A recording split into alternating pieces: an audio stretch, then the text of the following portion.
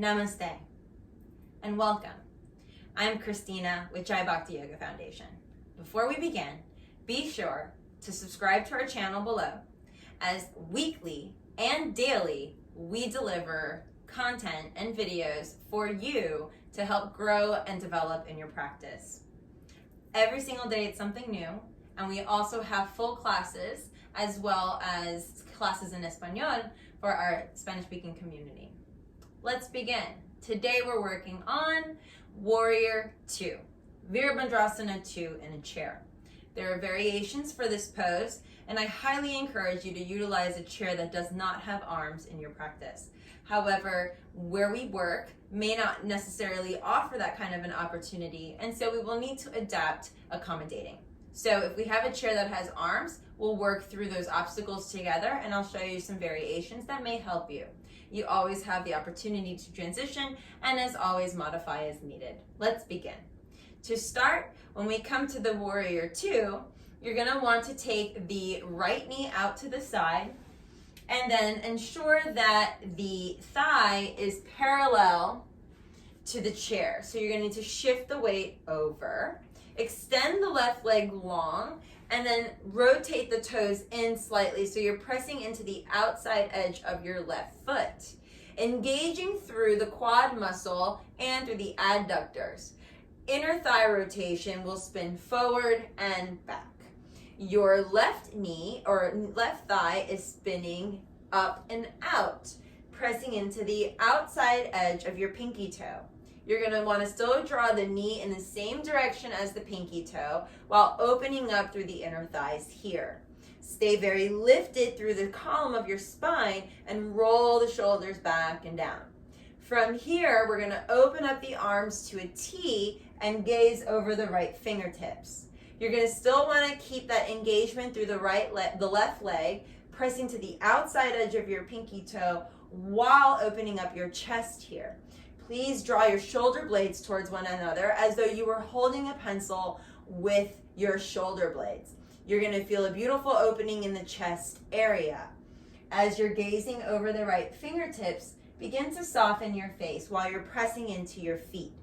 Both feet are very active, and as though you were drawing your heel in towards the arch of your back foot. If you were to look down, your heel of the front foot should be parallel to the arch of the back foot. Again, you're supported by the chair and the arms are in a T. If this doesn't serve you, bring the hands to your shoulders or bring the hands to your hips as you continue to gaze in the right direction. When you're complete, we'll bring the knees in and transition to the other side.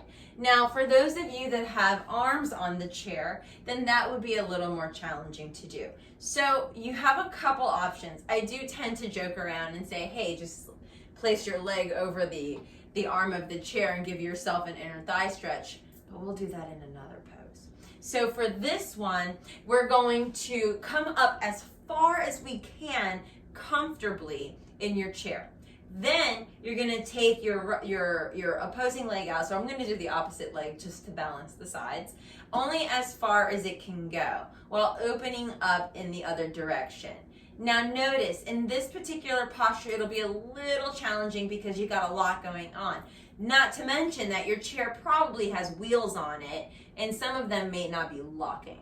So we want to practice very safe. So what I would encourage you to do is make sure your shoes are off, everybody, and then press active into that foot by turning the foot in and turning your knee and hip forward.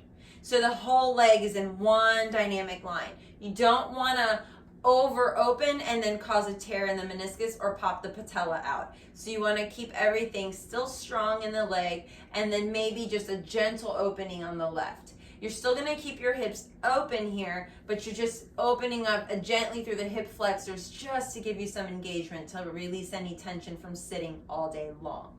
You too will open up your arms to a T and look over the left, and you also have the option to have the hands at your shoulders.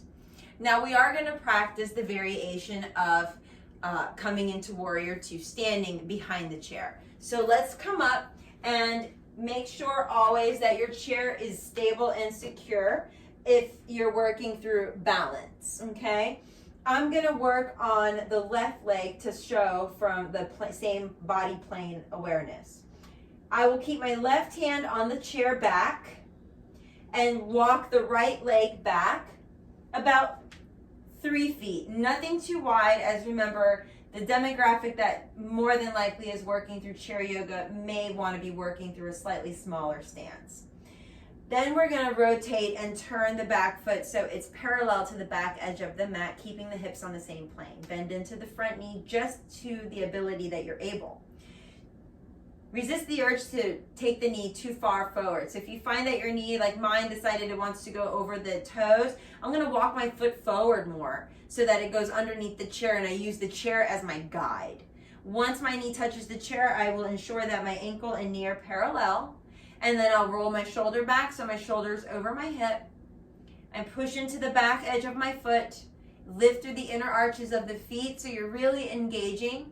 The adductors are spinning out and open, and you're letting your hips melt down in the direction of the ground. You're drawing the spine long and the arms open to a T. This student can also rest the hands down on their hips or on the chair if they prefer, while still getting a workout in the legs. I hope this helps, and if any questions, comments, concerns, please let me know. I'm always happy to grow and learn with you. I hope you have a wonderful rest of your day. Remember to subscribe and follow at Jai Bhakti Yoga. Thank you. Namaste.